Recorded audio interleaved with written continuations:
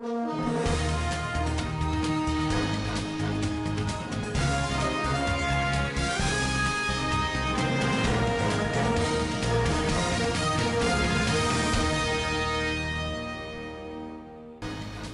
State Government treats 200 mentally challenged persons.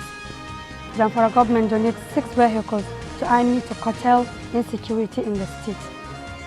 A bill for an act to provide for prudent management of Nigeria's resources passes second reading at Senate.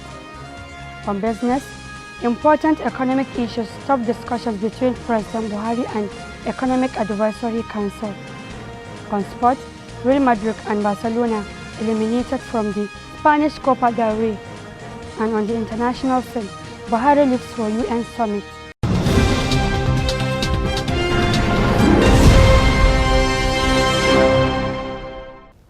Welcome to Standard Voice Television News. My name is Samira Ibrahim. Now the news in full.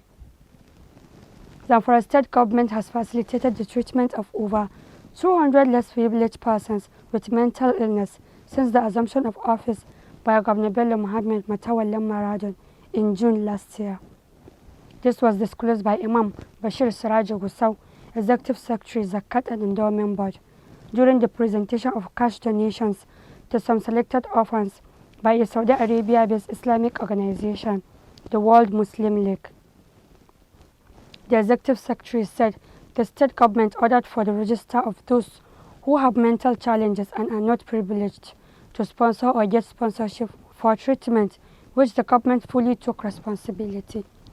Alhaji Siraja added that so far 200 of those registered have been treated, and he thanked Allah for the gesture. Cewa ainihin wato albarkacin kyakkyawan ayyuka da kyakkyawan manufofi na mai girma gwamna, Allah yake ta kawo mana irin waɗannan alkhairai. Wannan abu an shirya za a yi shi tun lokacin ainihin wato gwamnatin Mamuda Aliyu Shinkafi, tsohon wato gwamnan jihar Zamfara, amma Allah bai nufa aka yi shi ba sai wannan lokaci, kuma Allah ya mai kai da abu. Muna godiya ga Allah da ya gwada mana wannan. Waɗannan wato ainihin da suka ba da gudunmuwa don tallafa marayu, musamman ganin ci gaban iliminsu. Wannan abu alfahari ne, abu farin ciki ne gare mu. Kuma bisa ga manufa ta ainihin wato zakka, ta ainihin wato gina mutane, rayar da al'umma, yana daga cikin sabbin shirye-shiryenmu ya Allah ya so sarrafa zakka domin gina al'umma mai dogaro ga kanta. In a related development, an international Islamic organization, World Muslim League, has distributed the sum of 164 million naira to over 300 of more than 600 orphans selected to benefit from its Zakat endowment in Zamfara State. The presentation ceremony was held at the Government House under the supervision of the State Governor, Dr. Bello Muhammad Matawallan Maradon, who commended the organization for its humanitarian gesture to the orphans in the state. Wannan taimako ne kamar da kasar da kasar wanda aka taimakawa domin ka samu abin da za ka taimaka. Yanzu abin da aka wadanda shi ne ka samu ilimi, ba ga wannan kuɗi kana iya ka samu ko da ɗan kwan za a samu tunanin za a yi amma kai ka je ka nemi ilimi. Governor Matawalli called on the organization to further extend its gesture to those citizens in the state who lost almost everything to the years of banditry and hardship in the state. While addressing the guidance of the beneficiaries to use the benefits judiciously for the progress of the children, Governor Matawalli also called on the NGO to also assist in the facilitation of the education of the orphans they are now supporting. The organization earlier screened 668 orphans in 2011 to benefit annually from the endowment, but could not start enjoying the benefits due to the international clampdown on cross-border transfer of money on the organization. However, due to the lift of the ban, the organization is now redeeming its promise by sending a 3-year benefit arrears to the orphans and will soon redeem the rest. Representative of the organization from Saudi Arabia, Sheikh Ahmad Muhammad, said the organization will continue to assist the orphans from its endowment. بداية من اليوم جزء من مخصصاته والتي ستليها مخصصات أخرى بحول الله تعالى. He commended the state governor for his concern on the less privileged and particularly hailed the governor's earlier decision to surrender half of his monthly salary to the orphanages in the state. The State Commissioner for Religious Affairs, Dr. Tukur Jangebi, said the Zakat Commission in the state has been reinvigorated by the present administration and was among the first agencies to be empowered by the state governor even before the formation of the state cabinet. The Zamfara state governor on Thursday donated 6 vehicles to the Nigerian army as part of efforts to enhance fight against banditry in the state. The State Commissioner of Security and Home Affairs, Alhaji Abubakar Dauran, disclosed this while speaking to newsmen when he visited troops locations in Svtv and Mada towns. He said the gesture is part of the state government's commitment to enhance military operations against banditry, kidnapping and other crimes in the state. The commissioner reiterated the state government's commitment to partner with the military and security agencies to restore peace and stability in the state. According to him, Governor Bello Matawale's administration accorded priority to security and peace restoration in the state. He said part of the measures was the dialogue with the repentant bandit, which resulted in tremendous successes. He said before this administration, the state was highly unsecured, but with initiative of the governor, normalcy has returned relatively in the state. The commissioner lauded the military and other security agencies over the successes recorded in the fight against banditry in the state. He urged the people to support government efforts to tackle security challenges bedeviling the state. Also speaking, Brigadier General Olatunji Bello, the Brigade Commander 1, Brigade Gusau, said the visit was to review tactics and strategies of the military operations in the state. General Bello led the visiting officials to the troops engaged in the campaign against banditry deployed under Sector 7 Forward Operation Base FOB Operation Hadarin Daji. The Independent National Electoral Commission INEC on Thursday registered 74 political parties as preparations for the 2023 general elections gather momentum. According to INEC Chairman Prof. Mahmoud Yakubu, with this new decision, Nigeria now has 18 political parties. Former Speaker of the House of Representatives, Mr. Yakubu Dogara, on Thursday said he is deeply concerned on the north becoming an epicenter of violence. Former Speaker Dogara therefore calls for urgent steps to be taken to tackle the problem. He was speaking at the Northern Security Meeting organized by the Sir Ahmadu Bello Memorial Foundation in Kaduna State. Former Speaker Dogara, who was chairman at the event, thanked the organizers for giving him the honor to chair this all-important event, which aims to stem the tide of unbridled violence being unleashed on northern Nigeria. He noted with concern that graves now litters the northern landscape promiscuously, and the north has become a killing field, adding that there is no better place to be than at an event such as this. He said, from ISWAP led by Ali Barnawi, Boko Haram led by Shekau, and Ansaru insurgency to former headers conflict, banditry, kidnappings, ethno-religious conflict, cattle rustling, etc. are confronted with a crisis that is unparalleled in our history. A bill for an act to repeal and reenact the Fiscal Responsibility Act 2007 on Thursday passed second reading at the Senate. The bill was first read on the floor of the Senate on Wednesday, 6th November 2019. The act seeks to provide for prudent management of the nation's resources, ensure long-term macroeconomic stability of the national economy. It seeks to channel expenditure of the state towards provision of public goods, infrastructures, social and economic services, and to premise government spending on a credible expenditure management framework.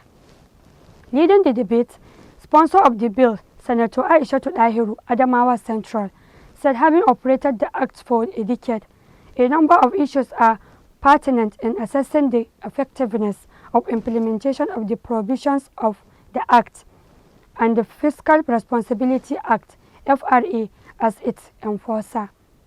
Justifying the bill, she said there is need to repeal and reenact the existing Act because there are observed deficiencies that render implementation and enforcement of the provisions of the Act too administrative, especially without clear-cut punitive measures. This is further compounded by the disposition of successful governments and agencies towards the FRC in the discharge of its functions as spelled out in the FRA. Senator Dahiru added that the bill will deepen implementation of FRA across the Federation through the establishment of the Fiscal Responsibility Council (FRC). She therefore urged her colleagues to support the bill. Meanwhile, lawmakers took turn to support the bill by making contributions on the floor of the Senate and unanimously passed the bill after a voice vote. The Deputy Senate President Ovi Omo Agege, who presided plenary on Thursday, referred the bill to Senate Committee on Finance for more legislative work and report back in 4 weeks. The Senate President, Ahmad Lawal, has inaugurated a 56-member Constitution Review Committee. The Constitution Review Committee set up on Thursday is expected to be headed by the Deputy Senate President, Senator Ovi Omo Agege. The committee, inaugurated during plenary, consists of all the 8 principal officers, 1 senator each from the 36 states, and 2 members from each of the 6 geopolitical zones. Members of the committee, including the principal officers who will serve as the steering committee, are Senate Leader Senator Yahya Abdullahi, Deputy Senate Leader Senator Ajayi Boroface, Deputy Chief Whip Senator Sabi Abdullahi, Senate Minority Leader Senator Inyanaya Abaribe, Senate Deputy Minority Leader Senator Emmanuel Bwacha, Minority Whip Senator Philip Oduda, and Deputy Minority Whip Senator Sahabi Ya'u. Other members include former Deputy Senate President, who chaired the committee in the 8th Senate, Senator Ike Ekweremadu, Senators Epeyemi Bamidele, Smart Adeyemi, Danju Magoje, James Manager, and 5 female senators, namely Stella Odua, Oluremi Tinibu, Biodun Olujimi, Uche Ekwenife, and Aisha Dahiru.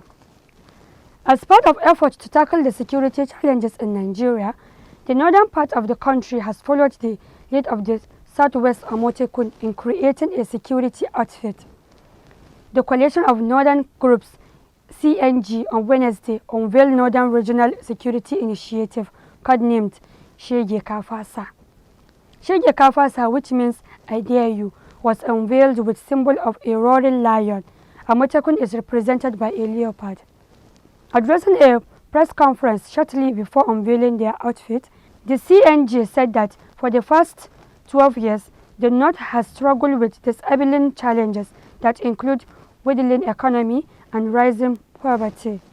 Spokesperson for the group, Abdul Aziz Suleiman, said that the security challenges manifested in 2008 in the form of deadly insurgency from the northeast and, within a short time, spread to other parts of the region and virtually turned the entire region into a battlefield.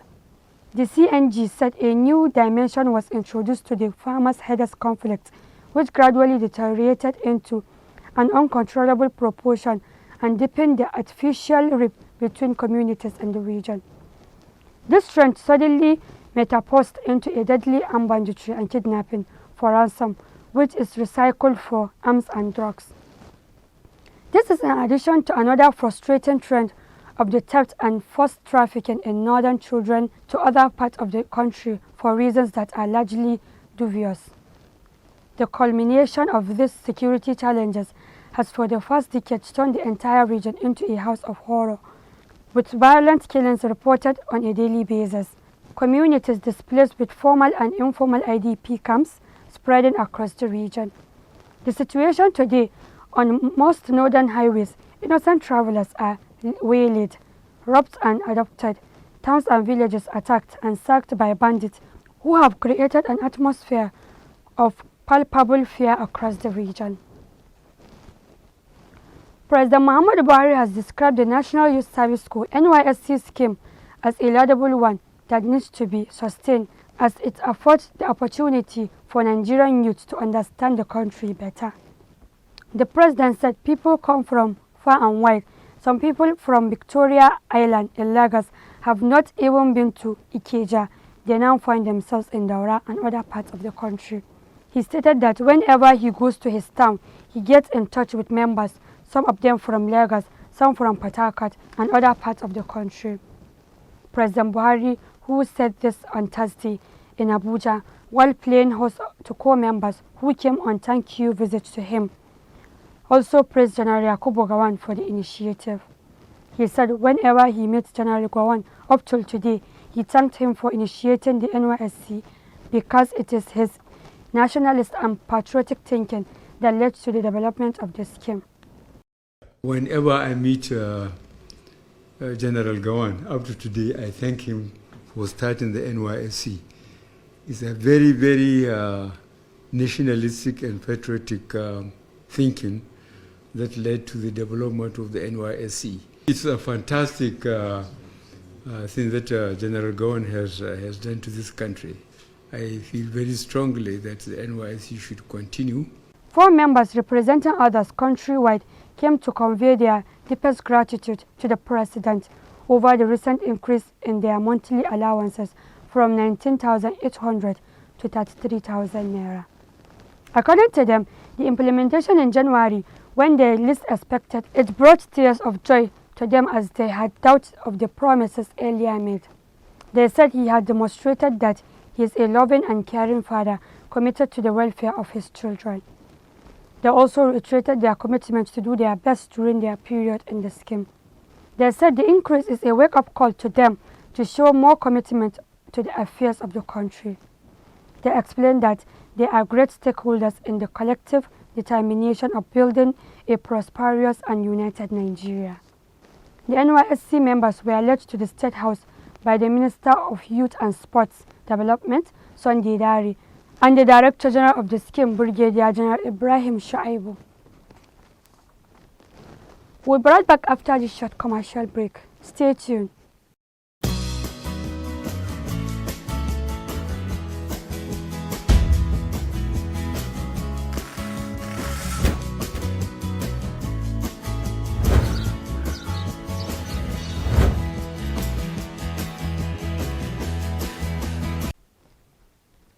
Welcome back. On business, over to Agwe Rita.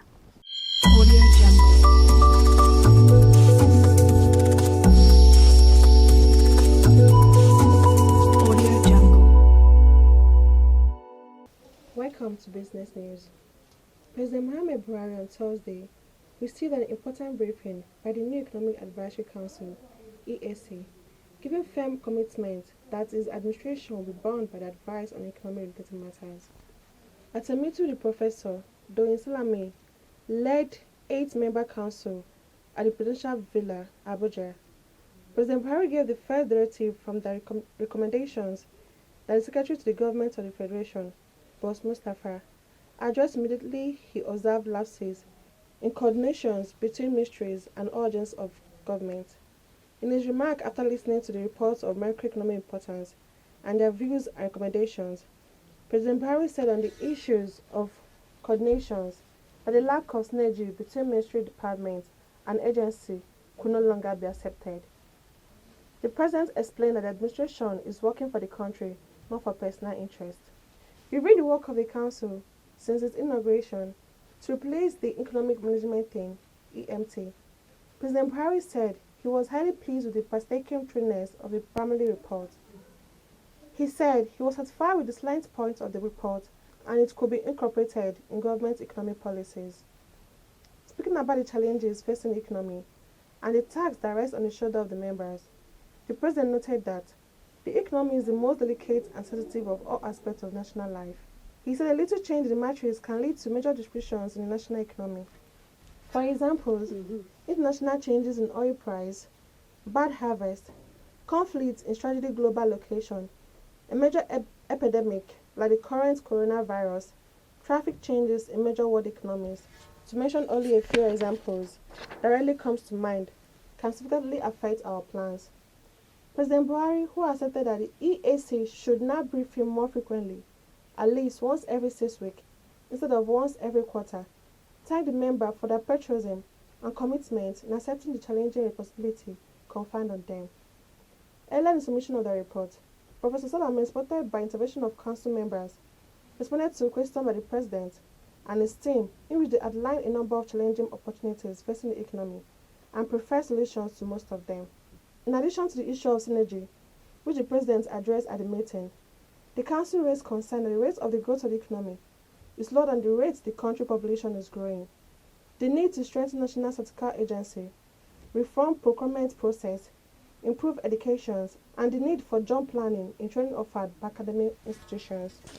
The Council also brought to the government their views on borrowing, macroeconomic stability, and the need to provide a friendly climate for foreign investment. And that is all we have on business news. I'm Agwarita. On sport, over to Abu Sufyan.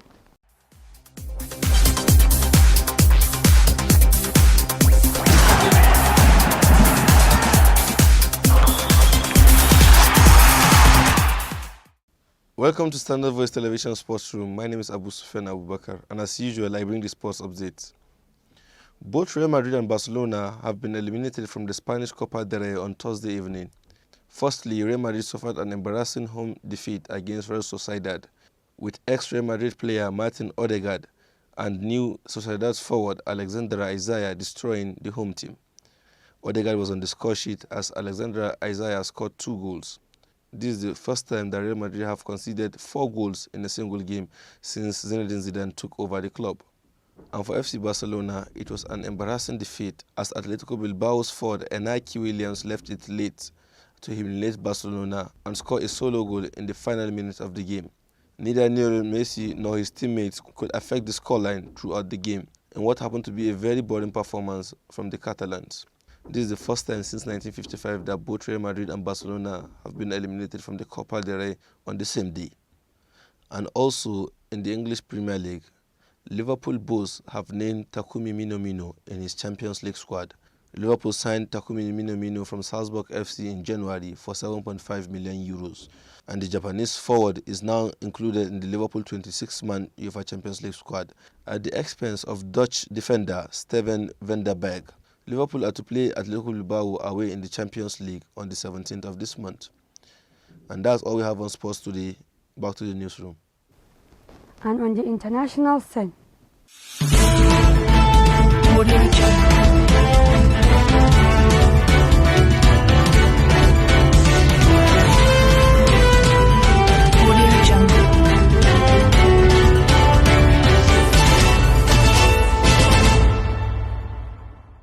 President Muhammadu Buhari will leave Abuja to attend the 33rd Ordinary Session of Heads of State and Governments of the African Union, AU, in Addis Ababa, Ethiopia. President Buhari, in a statement issued on Thursday by his media aide, Garba Shehu, will join leaders from the 55 member countries of the African Union to participate in the summit with the theme Silencing the Guns, Creating Conducive Conditions for Africa's Development. The president will be accompanied by Governor Hope Uzodinma of Imo State, Governor Ben Ayadi of Cross River State, Senator Adamu Mohammed Bulkachua, Chairman, Senate Committee on Foreign Affairs, and Honorable Yusuf Baba, Chairman, House Committee on Foreign Affairs. Others are Minister of Foreign Affairs Geoffrey Onyema, Minister of Aviation Hadi Sereka, Minister of Industry, Trade and Investment Otunba Niyi Adebayo, Minister of Defense Major General Bashir Salihi Magashi, retired, Minister of Information and Culture Lai Mohammed, and Princess Gloria Okobundu, National Coordinator, Chief Executive Officer, NEPAD, Nigeria. Also on the President entourage are the National Security Advisor, Major General Babagana Moguna, retired, and the Director General of the National Intelligence Agency, NIA, Ambassador Ahmed Rufai Abubakar. The President will attend the 29th Forum of Heads of State and Governments of Participating States of the Africa Peer Review Mechanism, APRM, and the 27th session of New Partnership for Africa's Development, NEPAD, Head of State and Government Orientation Committee, AUD, NEPAD. The meetings will precede the 23rd Ordinary Session of the Assembly. In Nigeria's capacity as a member of the AU Peace and Security Council, President Muhammadu Buhari will participate in the high-level meeting of the Peace and Security Council on the situation in the Sahel and Libya, and high-level ad hoc committee on South Sudan. On the margins of the summit, the President will deliver a keynote address at a high-level side event on Stop the War on Children, Dividend of Silencing the Guns. The event is co-sponsored by the governors of Nigeria, Uganda and Norway, and Save the Children International. President Buhari and the Nigerian delegation will also participate in other high-level side events in furtherance of Nigeria's national, regional and international goals, priorities and aspirations, namely peace and security, countering terrorism and violent extremism, economic development, asset recovery and fight against corruption. The President will also hold bilateral meetings with several world leaders on the margins of the summit. At the end of the AU summit on February 10th, the Nigerian President will commence a state visit to Ethiopia on February 11th at the invitation of the Ethiopian Prime Minister, Dr. Abiy Ahmed. The visit is aimed at strengthening bilateral ties between Nigeria and Ethiopia and enforcing cooperation in key areas of mutual interest between the two countries. Before returning to Abuja, President Buhari also interacts with the Nigerian community in Ethiopia. President Buhari is expected back in Abuja on Wednesday, February 12, 2020. That has been the news from Standard Voice Television.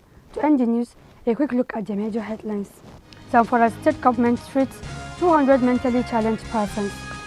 Zamfara government donates 6 vehicles to army to curtail insecurity in the state. A bill for an act to provide for prudent management of Nigeria's resources passes second reading at Senate. On business, important economic issues top discussions between President Buhari and Economic Advisory Council. On sports, Real Madrid and Barcelona eliminated from the Spanish Copa del Rey. And on the international scene, Buhari leaves for UN Summit. That has been the news. On behalf of the production crew, Head of News and Current Affairs, I am Samira Ibrahim, wishing you a pleasant time. Keep watching Standard Voice Television News. Goodbye.